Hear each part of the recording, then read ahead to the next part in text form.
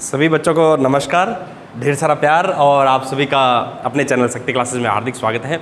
और बच्चों, अपने शक्ति क्लासेस का एक टेलीग्राम चैनल भी है जिसका लिंक भी हमने डिस्क्रिप्शन में दे रखा है, वहाँ जा करके भी आप ज्वाइन कर सकते हैं और इसी तरह वीडियो है वो लगातार प्राप्त कर सकते हैं। और बाकी कक्षाओं के लिंक और अपनी कक्षा के वीडियोज़ के लिंक है वो भी हमने डिस्क्रिप्शन में डाल रखे हैं, तो वहाँ जा करके भी अपने देख सकते हैं। तो आपको पढ़ने में काफ़ी सुविधाएँ दी गई है। तो चलिए बढ़िए आगे और लीजिए कॉपी पेन, हो जाइए तैयार, आज कुछ नया फिर सीखें। तो बच्चों, आज अपने पास एक्सरसाइज 2.6 है जिसके उदाहरण अपने देखे थे। मेरा विश्वास आपको सवाल भी आने लग गए होंगे, फिर भी आपने यदि नहीं किए तो देखिए, अपने साथ मिलके करते हैं और लेते हैं आगे अपने कदम। तो ये दिया पहला सवाल है बच्चों कि निम्न समीकरणों को हल करना है। हल का मतलब है x का मान ज्ञात करना है, यही तो होता है ना। तो x का मान ज्ञात करें तो देखिए, सबसे पहले यहाँ पर अपने यदि देखें तो अब की बार जो दी गई है वो इस तरह की समीकरण दी गई है जिसको रैखिक समीकरण में बदला जा सकता है। अपनी बात हुई थी ना। तो बच्चों, अब इसको देखो समीकरण में बदलना है तो कैसे हल करें, कुछ आया दिमाग में? एक मैंने आपको बताया था तिरछा गुणा यानी वज्र गुणन। वज्र गुणन में क्या होता है, इस 3x देखो प्रत्येक संख्या के बटा में 1 तो होता ही होता है, इस 2 के बटा में 1 है, तो मैं इसको ऐसे लिखूं। देखो बच्चों, इसको ऐसे लिखा जा सकता है, 2/1 लिख सकते हैं ना, क्योंकि प्रत्येक संख्या के बटा में 1 होता है, आपने पढ़ा था। तो अब देखो बच्चों, तिरछा गुणा क्या होता है, इसका गुणा इसके साथ और इसका गुणा इसके साथ। कहने का मतलब पहली जो भिन्न है उसका अंश और दूसरी का हर, दूसरी का अंश और पहली का हर। तो कहने का मतलब मेरा ये हुआ, इसका गुणा इसके साथ और इसका गुणा इसके साथ। इस तरह से अपने कर सकते हैं। तो देखिए बच्चों कैसे बन जाएगा, 1 का गुणा हो गया 8x - 3 के साथ और 2 का गुणा हो गया 3x के साथ। तो ये हो गया 8x - 3, ये हो गया 6x। ठीक है, अब देखो अपने इन समीकरणों को हल करना है तो क्या तरीका होता है। इसके लिए मैंने आपको बताया था कि बायां जो पक्ष है उसमें केवल x वाले पद होने चाहिए और जो दायां पक्ष है उसमें केवल अचर पद यानी संख्याएं होनी चाहिए। यही हुई थी ना बात अपनी। तो देखो फिर ये 6x अपने स्थान पे नहीं है, ये 3 अपने स्थान पे नहीं है, इन दोनों को उठाना है।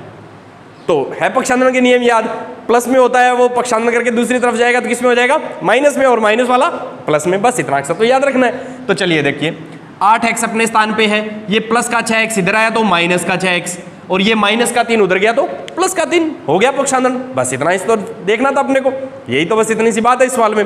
तो अब अपना सवाल लगभग पूरा हो चुका है। कैसे, 8x में से 6x चले गए, बताइए अब क्या बचेगा। 8x में 6x आएंगे तो अपने को पता है 2x बचेंगे, वो भी प्लस के 2x और ये 3। अब देखो बच्चों, अपने को तो इस सवाल में x का मान ज्ञात करना है ना, 2x का तो नहीं करना, अपने तो 2x का मान आ गया। तो चलो अब बताओ x का मान कैसे ज्ञात करें। सोचो कैसे होगा x का मान। x का मान एक तरीका है कि इस 2 को हटाया जाए। कोई है तरीका 2 को हटाने का आपके पास? पक्षांतरण करें तो कैसे करें, इस 2 को उधर लेके जाए तो कैसे होगा। इसके लिए आपको एक काम करना है, आपको ये देखना है 2 यहाँ पर कैसे है, x के साथ कौन सी संक्रिया से लगा हुआ है। तो यदि मैं देखूं तो 2 और x दोनों गुणा में है, तो ये 2 क्या है, गुणा में, तो दूसरी तरफ जाएगा तो भाग में। ये लीजिए अपना सवाल हल हो गया।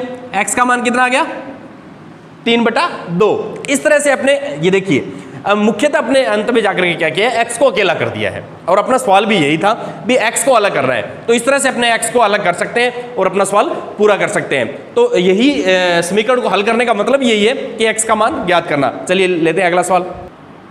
तो दूसरा सवाल यदि मैं देखूं तो अपने को दिया हुआ है कि 9x बटा में 7 - 6x और बराबर में 15। इस सवाल को तो बच्चों वही तरीका होगा अपना वज्र गुणन का, तिरछा गुणा करेंगे। तो अपने को पता है 15 का गुणा किसके साथ होगा, 7 - 6x के साथ, और 9x का गुणा 1 के साथ, यानी 9x ही रहेगा वो तो चलिए इसको ऐसे लिख देते हैं, 9x तो ऐसे ही रहेगा 9x, 15 का गुणा हो जाएगा 7 - 6x के साथ। और यदि बच्चों मैं इसको ऐसे भी देख सकता हूं, ये 7 - 6x है ना, वो भाग में है, दूसरी तरफ जाएगा तो गुणा में, वो भी तो है भी, ये पूरा का पूरा 15 के गुणा में चला गया। वैसे भी देख सकते हैं, और वज्र गुणन से समझे तो वैसे भी समझ सकते हैं। वज्र गुणन और तिरछा गुणन एक ही बात है। ठीक है, तो चलिए आगे बढ़ते हैं। अब आप समझ गए होंगे इस 15 के साथ जो ये कोष्टक लगा है, इसको कैसे हल करें। इस कोष्टक को खोलना है, क्या तरीका हो सकता है आपके पास, जरा सोचिए। कोष्टक को खोलना है, कोष्टक का मतलब यही होता है बच्चों यहाँ पर कि 15 है ना, उसका गुणा 7 के साथ भी है और 15 का गुणा -6x के साथ भी है, दोनों के साथ है। तो कर दीजिए फिर तो, 15 7 105, 15 6 90। अब देखो बच्चों, अपने को क्या करना है, अपने को x वाले पद एक तरफ करने हैं, बिना x वाले एक तरफ करने हैं। यही हुई थी ना बात अपनी। तो ये 90 यहाँ क्यों है, फिर उठाओ इसको और बाई तरफ लेके चले, पर इसके नियम याद रखने हैं। ये माइनस का है और बाई तरफ जाएगा तो प्लस का हो जाएगा। तो ये लो बच्चों, ये प्लस का हो गया 105, 9x और 90x 99x 105। ये 99 यहां पर यदि मैं देखूं तो मेरे पास मेरे को दिखाई दे रहा है कि ये गुणा में है, दूसरी तरफ जाएगा तो भाग में। तो x बराबर 105 बटा 99। देखो 3 का भाग जा रहा है, यदि ध्यान से देखिए अपने, यहां भी 3 का भाग जा रहा है, यहां भी जा रहा है, तो 3 का भाग दे दीजिए। 3 का भाग कैसे पता चला 105 में 3 का भाग जा रहा है? अंकों के योग में यदि 3 का भाग जाता है तो संख्या में भी 3 का भाग जाता है। तो 1 और 5 6, 6 में 3 का भाग जाएगा तो 105 में भी जाएगा। तो देखिए मैं 3 का भाग दे दूं, इसको 3 से काट रहा हूं, तो ये बन गया बच्चों मेरे पास 3 तिया 9 और 33 तिया 99। तो इस तरह से यदि देखें तो x का मान मेरे पास आ गया है 35 बटा 33। तो इस तरह से अपने सवाल को हल कर सकते हैं। चलिए लेते हैं अगला सवाल। तो अगला सवाल यदि मैं देखूं तो मेरे पास है 3 नंबर सवाल, जिसमें दिया गया है कि z बटा में z प्लस 15 बराबर 4 बटे 9। ठीक है, तो इस तरह का सवाल जब भी आए तो अब आपको पता लग गया होगा कैसे हल करना है। वज्र गुणन, तिरछा गुणा। तो तिरछा गुणा देखिए 9 का गुणा z के साथ होगा और 4 का गुणा z प्लस 15 दोनों के साथ होगा। बच्चों ये ध्यान रखना है, ये अपने को मिस्टेक नहीं करनी है यहाँ पर। तो चलिए शुरू करते हैं फिर।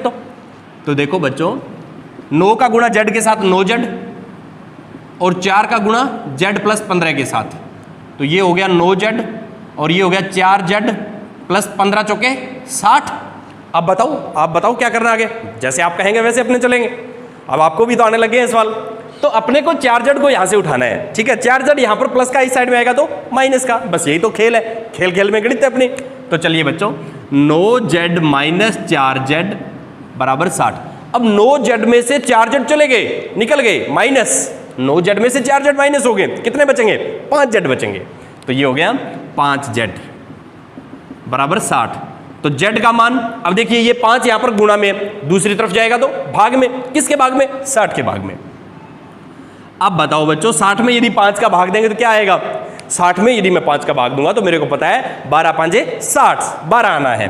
तो यहां पर अपने पास चर z दिया गया था तो z का मान आ गया, x देता तो x का मान आ जाता। तो इस तरह से जो भी अपने को चर दिया जाए उसका अपने मान है वो ज्ञात करना है, इसी को बोलते हैं समीकरण को हल करना। तो चलिए लेते हैं अगला सवाल। अगला सवाल यदि देखें तो सवाल नंबर 4 है मेरे पास, जिसमें दिया गया है कि 3y प्लस 4 बटा में 2 माइनस 6y बराबर माइनस 2 बटा 5। तो इसमें भी बच्चों वही करना है अपने को, वज्र गुणन यानी तिरछा गुणा। बस ये मूल मंत्र है इन सवालों का, जिनको रेखिक समीकरण में बदलना है तो वज्र गुणन करिए और बढ़िए आगे। चलिए स्टार्ट करते हैं फिर। तो 5 का गुणा हो जाएगा बच्चों 3y प्लस 4 के साथ और माइनस 2 का गुणा हो जाएगा 2 माइनस 6y के साथ। बस इतना अक्सर तो करना है। अब कोष्ठक खोलना है। कोष्ठक खोलने का मतलब मेरा ये रहेगा कि 5 का गुणा है वो 3y के साथ भी है और 5 का गुणा 4 के साथ भी है। बस इसी को तो कहते हैं कोष्ठक खोलना। तो करिए स्टार्ट। 5 का गुणा 3y से 15y और ये हो गए 5 चौके 20, माइनस 2 का गुणा प्लस 2 से माइनस के 4, माइनस का गुणा माइनस से। बच्चों मैंने आपको बताया था जब चिन्ह समान होते हैं तो प्लस आता है, माइनस का माइनस से करेंगे तो भी प्लस आएगा और प्लस को प्लस से करेंगे तो भी प्लस आएगा। तो अब आप सोच रहे हैं माइनस कब आएगा? प्लस को यदि माइनस से करें तो माइनस आ जाएगा। तो चलिए बच्चों, तो ये हो गया 6 दूनी 12y। अब क्या करना है बताइए आप? अब आपको पता लग गया होगा, मैं जो चर वाले पद यानी यहाँ पर y है ना, तो y वाले पद है उनको बाईं तरफ करूंगा और संख्याओं को दाईं तरफ करूंगा। बस इतना अक्सर तो खेल है। तो चलिए बच्चों 15y प्लस का 12y है तो माइनस के 12y, माइनस के 4 और माइनस के 20, 15y में से 12y चले गए, कम हो गए, तो कितना बचेगा बच्चों? 3y। माइनस के 4 और माइनस के 20 यानी 4 रुपए ऋण, फिर 20 रुपए और ऋण, तो ऋण 24 हो गया ना। तो ये जुड़ जाएंगे। ध्यान देना, यहाँ पर माइनस माइनस की संख्या आपस में होती है तो वो जुड़ जाती है, जुड़ के माइनस के चिन्ह के साथ चलती है। तो माइनस के 24, y बराबर माइनस 24 बटा 3। अब देखो बच्चों माइनस, ऊपर माइनस है नीचे कोई माइनस नहीं है तो माइनस का चिन्ह आएगा। 2 माइनस, माइनस में माइनस का भाग दे तो प्लस आता है, प्लस में प्लस का भाग दे तो भी प्लस आता है। जैसे गुणा के नियम है वैसे ही भाग के हैं तो माइनस का चिन्ह है। 24 में 3 का भाग कितनी बार गया? 8 बार गया। तो इसका उत्तर कितना आ गया बच्चों? माइनस के 8 आ गया। तो इस तरह से यदि देखें तो यहाँ पर चर है वो y दिया गया था तो अपने y का मान ज्ञात कर लिया। तो चलिए लेते हैं अगला सवाल। तो अगला सवाल दिया गया है मेरे पास 5 नंबर सवाल है, उसको यदि देखूं तो इसमें दिया गया है कि 7y प्लस 4 बटा y प्लस 2 बराबर माइनस 4 बटा 3। तो इस सवाल में बच्चों वही तरीका अपने पास वज्रगुणन का, वज्रगुणन करिए और आपको तो समझ में भी आ गया होगा, तो क्योंकि बार बार अपने वज्रगुणन दिखा रहे हैं। तो चलिए बच्चों, एक ही तरह के सवाल है तो इसको बड़े आसानी से अपने कर सकते हैं। तो ये हो गया 3 का गुणा हो जाएगा बच्चों 7y + 4 के साथ और -4 का गुणा हो जाएगा y + 2 के साथ। देखो बच्चों ऐसे किया मैंने, 3 का गुणा 7y + 4 और -4 का गुणा y + 2। यही तो बार बार ही तो कर रहे हैं, एक तो तरह के सवाल चल रहे हैं। तो चलिए बढ़ते हैं आगे, क्योंकि अपने एक ही तरह के सवाल बार बार करेंगे, अपना अभ्यास अच्छा होगा तो अपने को इसकी पकड़ है वो भी मजबूत हो जाएगी। तो चलिए बढ़े फिर तो आगे। तो 3 का गुणा 7y से, 7 या 21y और 3 चौके 12, -4 का गुणा y से, -4y, -4 का गुणा +2 से, तो माइनस के 8 आएंगे, क्योंकि माइनस का गुणा प्लस से माइनस, 4 दूए 8, सीधा सा तरीका है ना, छोटा सा पढ़ा। तो चलिए बच्चों, अब अपने क्या करना है, y के पद है वो एक तरफ करने हैं और संख्या उनको एक तरफ करना है। तो चलिए शुरू करें काम। 21y अपने स्थान पे इसको ऐसे लिख सकते हैं अपने 21y, ये हो गया प्लस के 4y, माइनस के 8 और माइनस के 12। देखो बच्चों, ये माइनस का 4y उठा करके इधर ले आया, क्योंकि मेरे को पता है चर वाले पद है वो बाईं तरफ करने हैं, तो मैं उठा के, संख्या है उसको दाईं तरफ करना है, तो ये तो दाईं तरफ है, इसको मैंने कुछ नहीं कहा। मैंने क्या किया, 12 को उठा करके और दाईं तरफ ले गया और उसके पक्षांतरण के नियम लगा दिए, प्लस में तो माइनस में कर दिया। तो 21 और 4 25y और ये हो गए माइनस के 20, y बराबर माइनस के 20/25। 5 के पाड़े से कट रहे हैं बच्चों, ये देखो माइनस 4 5 20 और 5 5 25। तो यहाँ पर y में यदि ये दी गई थी समीकरण, तो y में इसका आंसर आ गया, y का मान आया बच्चों माइनस के 4/5। चलिए लेते हैं अगला सवाल। अगला सवाल यदि देखूं तो 6 नंबर सवाल है मेरे पास। हरी और हेरी की वर्तमान आयु का अनुपात है वो 5:7 है। अब से 4 वर्ष बाद उनकी आयु का अनुपात 3:4 हो जाएगा, उनकी वर्तमान आयु ज्ञात कीजिए। तो इस तरह के सवाल तो अपने पहले भी किए थे और बहुत अच्छे और रुचिकर सवाल भी होते हैं। और बच्चों एक बात बताऊं, परीक्षा में भी इसी तरह के सवाल आते हैं, तो इन सवालों को बहुत अच्छी तरह से अपने करेंगे। तो चलिए करते हैं शुरू। तो सबसे पहले लिखता हूं, देखो बच्चों एक बात यहां पर है कि अनुपात दे रखा है 5:7, तो यहां हरी और हेरी की आयु मानना है ना, वो बहुत आसान हो गया अपने लिए। समझ गए होंगे कैसे, अनुपात को हटा करके और उनके साथ x एक गुणांक लगा देंगे, उनकी आयु मानी जाएगी। कैसे देखिए, हरी और माना, हरी और हेरी की आयु, हेरी की वर्तमान आयु क्या हो जाएगी बच्चों, 5x और 7x। कैसे, क्योंकि 5:7 दिया था, तो मैंने अनुपात जब हटाते हैं तो एक गुणांक लगा देते हैं, तो ये अलग अलग हो गया, 5x और 7x हो गया। अब इसको 5:7 बोलने की आवश्यकता नहीं है। क्यों, क्योंकि 5x और 7x का अनुपात यदि ज्ञात करेंगे ना तो x कैंसिल हो जाएगा, 5:7 दोबारा आ जाएगा। तो चलिए अब आगे बढ़ते हैं। अब आगे क्या कहता है, अब से 4 वर्ष बाद, आज से 4 साल बाद की बात कर रहे हैं। तो बच्चों आप एक बात बताइए मेरे को, आज कोई बच्चा 10 साल का है, 4 साल बाद कितने साल का होगा, है ना, बिल्कुल आसान सा प्रश्न। बताओ फिर, आज कोई बच्चा 10 साल का है, 4 साल बाद 14 साल का हो जाएगा। क्यों, क्योंकि आपने 10 में 4 जोड़ दिया। यही तो अपने को अब कर रहे हैं। 4 साल बाद हरी की आयु कितनी हो जाएगी, 5x + 4 और हेरी की 7x + 4। 4 साल बाद कह रहे हैं तो दोनों में 4 जोड़ दीजिए, यही तो साधारण सा तरीका होता है ना। तो चलिए बच्चों, 4 वर्ष बाद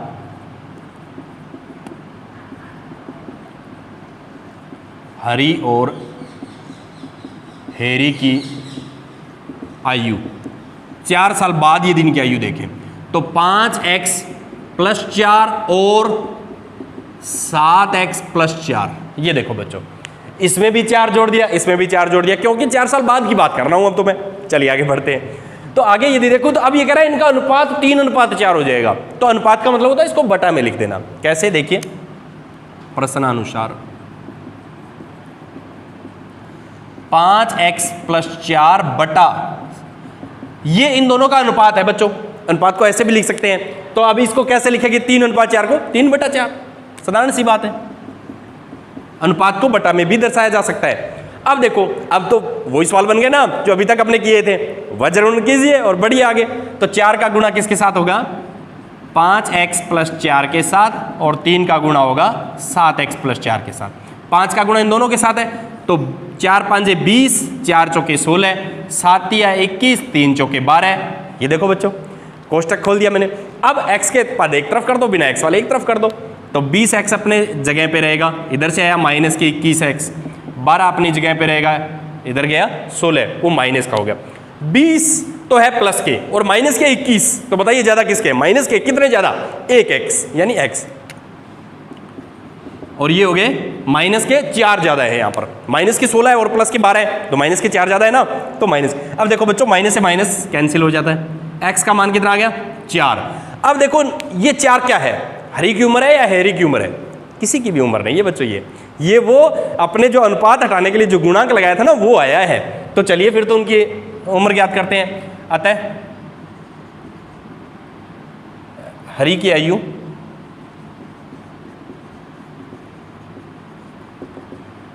5 गुणा में 4 यानी 20 वर्ष, और हैरी की आयु हो जाएगी बच्चों 7 गुणा में 4 यानी 28 वर्ष।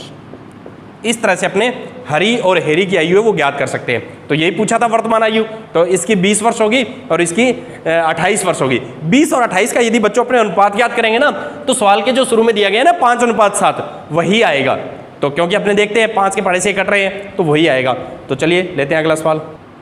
अगला सवाल यदि मैं देखूं 7 नंबर सवाल, तो मेरे पास दिया गया है कि एक प्रिम्य संख्या का हर उसके अंश से 8 अधिक है।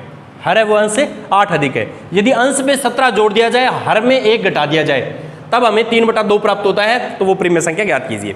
तो देखो बच्चों यहाँ प्रिम्य संख्या अपने बनाएंगे, तो प्रिम्य संख्या की परिभाषा यही पड़ी थी जिसको p/q में दर्शाया जा सकता है, अंश और हर में। तो अंश और हर की बात कर रहा है, तो ये कह रहा है हर है ना वो अंश से 8 ज्यादा है, तो पहले अंश मानते हैं फिर हर आएगा अपने पास।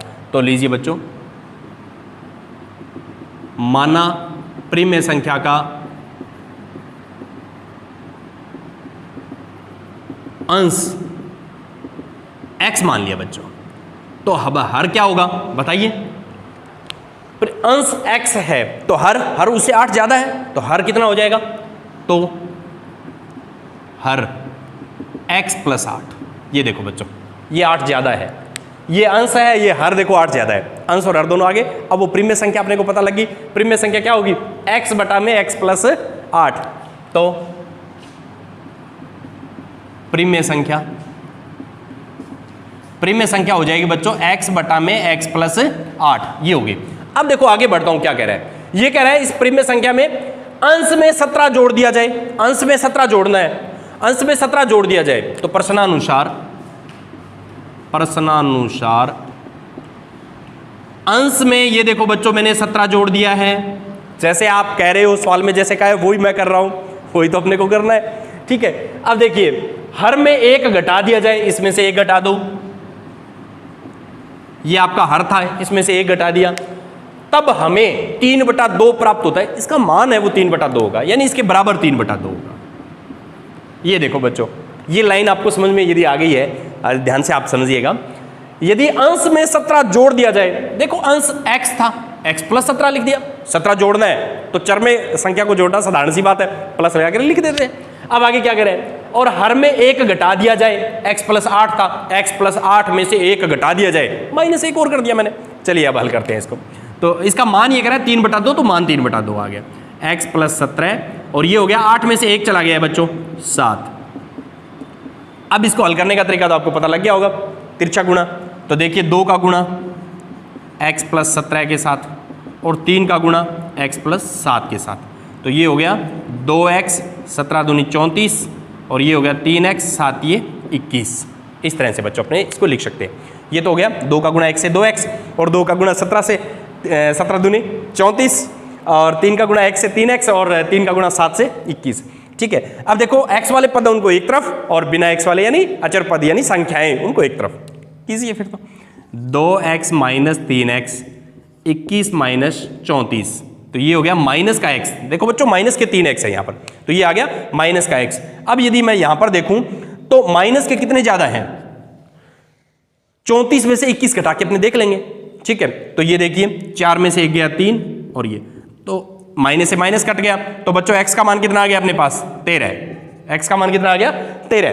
तो इस तरह से अपने सवाल को हल कर सकते हैं। तो ये आज अपने 2.6 वो पूरी हो गई है और इसको बहुत सुंदर अपने गृह कार्य की कॉपी में करना है। और यदि अभी तक आपने चैनल को सब्सक्राइब नहीं किया है तो बिल्कुल सब्सक्राइब कर लीजिए ताकि वीडियो वो अपने को नियमित मिलते रहें।